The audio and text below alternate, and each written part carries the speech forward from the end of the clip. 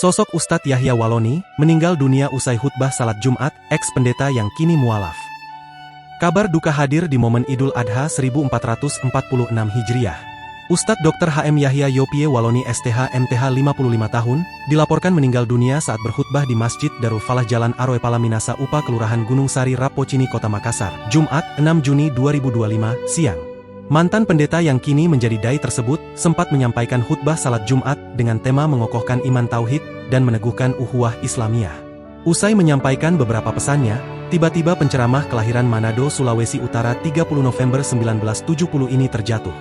Beliau menyampaikan khutbah, usai khutbah kedua beliau jatuh dan langsung lemas, ujar Yusran Ucang, warga Minasa Upa. Jemaah langsung bergerak melakukan pertolongan kepada Ustadz Yahya, prosesi salat Jumat pun sempat tertunda. Ustadz Yahya sempat dilarikan ke RS Bahagia Minasa Upa sekitar 100 meter dari masjid, namun nyawanya tidak tertolong. Kabar ini menghebohkan warga, pasalnya masih dalam suasana Idul Adha, Ustadz Yahya dikabarkan baru menyaksikan prosesi penyembelihan hewan kurban.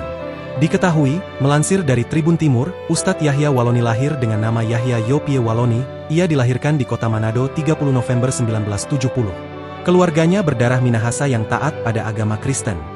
Ustadz Yahya Waloni diketahui pernah terdaftar sebagai pemuka agama pada Badan Pengelola AM Sinode GKI di Tanah Papua, wilayah 6 Sorong Kaimana. Ustadz Yahya Waloni mendapat julukan sebagai Ustadz Pansos dari aktivis medsos Denny Siregar.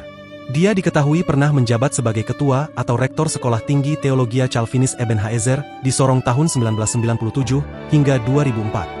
Ustadz Yahya pernah menetap di Sorong tahun 1997 hingga 2004 karena pindah ke Balikpapan. Di sana ia menjadi dosen di Universitas Balikpapan sampai tahun 2006. Pada 2006, Ustadz Yahya pindah ke kota Cengkeh Toli-Toli. Di sana ia mendapatkan bimbingan ikrar syahadat dari Ketua Majelis Ulama Indonesia.